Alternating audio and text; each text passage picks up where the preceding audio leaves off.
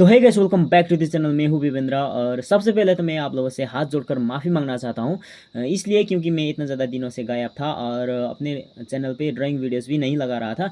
तो कोई बात नहीं है, आज से मैं फिर से कंटिन्यू कर दे रहा हूँ और आज मैं सिखाऊंगा आप लोगों को कि कैसे एक पोर्ट्रेट पे शेडिंग करना है और बिल्कुल बेसिक लेवल से बताने वाला हूँ। अगर आप लोग एक बिगिनर से तो ये वीडियो आप लोगों के लिए है और इम्पोर्टेंट है, ठीक है। तो इसलिए इस वीडियो को बिना स्किप करे देखना एंड तक। और मैंने इमेज ली है बाबा बागेश्वर जी की, तो ये है उनकी रेफरेंस। यहाँ पे आप लोग गौर से देखना।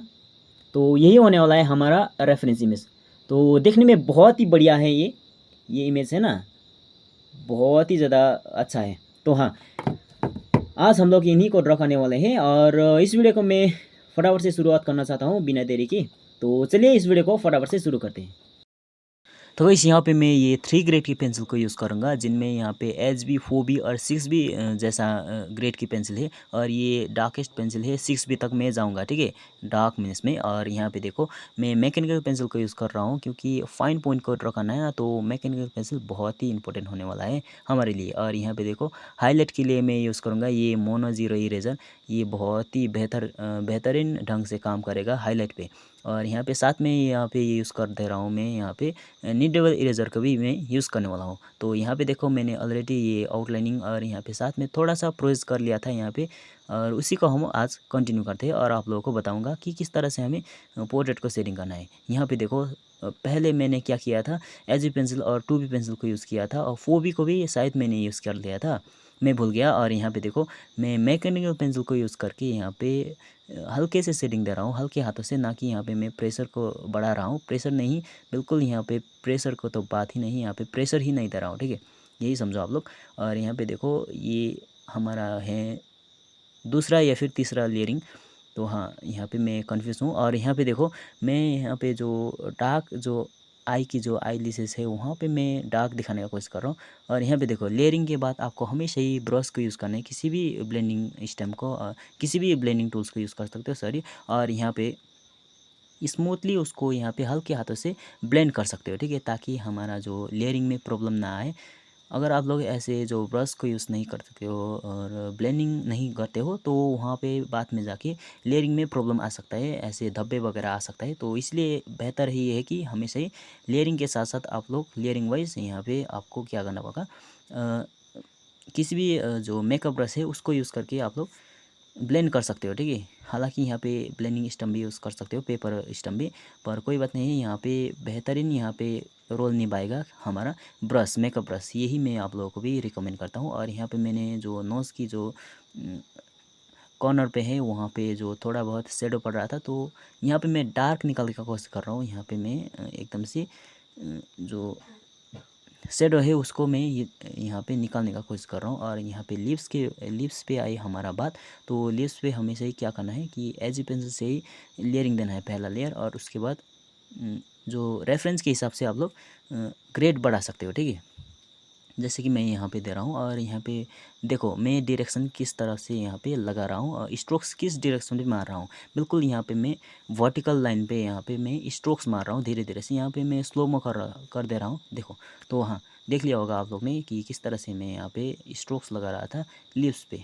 और यहाँ पे देखो मैं यहाँ पे नोज़ की जो थोड़ा बहुत शेडिंग है उसको मैं यहाँ पे स्मूथ कर दे रहा हूँ मैकेनिकल पेंसिल का यूज़ करके।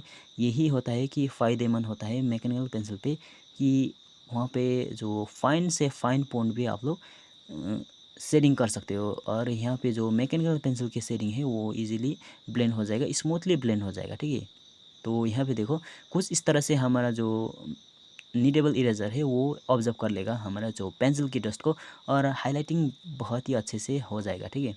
इसलिए मैं रिकमेंड करता हूँ कि नीडेबल इरेजर हमेशा ही यूज़ करो। जो हाईलाइट होता है ना, छोटा छोटा जो थोड़ा थोड़ा हाईलाइट होता है उस पर हमेशा ही नीडेबल इरेजर को यूज़ करो, टोम्बो मोनो इरेजर को यूज़ ना करके। क्योंकि टोम्बो मोनो इरेजर होता है वो एक्सट्रीम हाईलाइट या फिर ज़्यादा से ज़्यादा हाईलाइट पे वहाँ पे यूज़ करना होता है, ठीक है। अगर एकदम ही चारकोल पे काम कर रहे हो तो वहाँ पे आप लोग यूज़ करो जो जेल पेन आता है ना, वाइट जेलोलिस पेन आता है, उसको यूज़ करो, यही बेहतर रहेगा। तो यहाँ पे देखो मैं यहाँ पे लिप्स पे काम कर रहा हूँ अभी।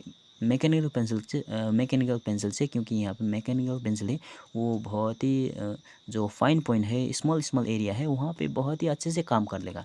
इसलिए मैं यहाँ पे मैकेनिकल पेंसिल को यूज़ कर रहा था। और यहाँ पे देखो मैंने हाईलाइट भी दे दिया हल्के से, क्योंकि यहाँ पे लिप्स की जो है ना, लिप्स पे एकदम से लाइट पड़ रही है, तो वहाँ पे देखो वहाँ पे हाईलाइट आ रहा था। रेफरेंस इमेज पे आप लोग को दिखाई दे रहा होगा यहाँ पे साइड पे। और यहाँ पे किस तरह से यहाँ पे हाईलाइट है, उसी रेफरेंस इमेज को यहाँ पे ऑब्जर्व कर करके यहाँ पे मैं हाईलाइट वगैरह भी यहाँ पे दे रहा हूँ। ठीक है, रेफरेंस इमेज को अच्छे से ऑब्जर्व करना आना चाहिए आप लोगों को।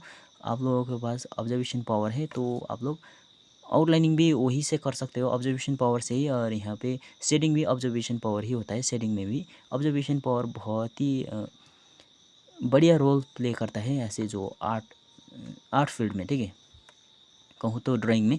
और यहाँ पे देखो जो नेक की जो उनकी नेक पे यहाँ पे शेडो पड़ रहा है, जो कि यहाँ पे जॉ लाइन का शेडो है, तो वहाँ पे एकदम सी डार्केस्ट पार्ट होता है, तो इसलिए मैं यहाँ पे 6B तक जाऊँगा। ठीक है, बाकी यहाँ पे मैं जो दूसरी जो पार्ट है वहाँ पे मैं 4B तक ही गया, बट यहाँ पे मैं 6B तक जाने वाला हूँ। तो यहाँ पे मैं क्या कर दिया, हमेशा ही आप लोगों को शेडिंग करते वक्त जो पोर्ट्रेट पे शेडिंग करते वक्त, किसी भी ड्राइंग पे शेडिंग करते वक्त HB पेंसिल को यूज़ करना है।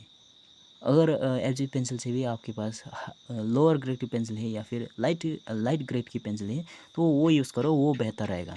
जितनी लाइटर ग्रेड की पेंसिल होता है वही उतनी ज़्यादा स्मूथ हमारा जो रिजल्ट है वो बाद में देगा। ठीक है, एकदम से 4B पेंसिल 2B पेंसिल को यूज़ मत करो, पहले यूज़ करो HB पेंसिल, या फिर उससे भी लाइटर ग्रेड की पेंसिल यूज़ करो, वो बहुत ही बेहतर रहेगा आप लोगों के लिए। ठीक है, और जब भी बात आता है हाइलाइटिंग की, तो ये बात आपको समझना पड़ेगा कि हाइलाइटिंग लेयरिंग के साथ साथ दिया जाता है, ना कि डायरेक्टली। ठीक है, जैसे आप लोग ब्लेंडिंग टूल्स को यूज़ करते हो, उसी तरह से आपको हाइलाइटिंग टूल्स भी यूज़ करना पड़ेगा। जैसे आप लोग एक लेयर देते हो और उसके बाद ब्लेंडिंग ब्रश को यूज़ करते हो, या फिर कोई सा भी टूल्स को यूज़ करते हो, ब्लेंडिंग टूल्स को, उसी तरह से आपको हाइलाइटिंग टूल्स भी साथ में ले जाना है। ठीक है, ना कि आप लोगों को एकदम से सेकेंड लेयर और थर्ड लेयर में आके डायरेक्टली हाइलाइटिंग देने का कोशिश नहीं करना है आपको। ठीक है, ऐसे करोगे तो आपका जो होल पोर्ट्रेट है वो ख़राब हो सकता है। इसलिए बेहतर ये है कि लेयरिंग के साथ साथ हाइलाइटिंग भी देना। और यहाँ पे मेरा मकसद था कि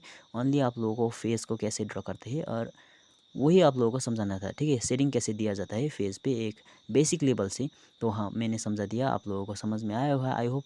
और यहाँ पे मैं धीरेन्द्र कृष्ण को ड्रॉ कर रहा था, कृष्ण जी को। तो कितना परसेंट यहाँ पे अचीव हुआ है एक्यूरेसी इमेज के हिसाब से, वो आप लोग कमेंट में बता देना। ठीक है, अगर आप लोग मेरे चैनल पर नए हो तो ऐसे ही वीडियो देखने के लिए चैनल को सब्सक्राइब कर देना।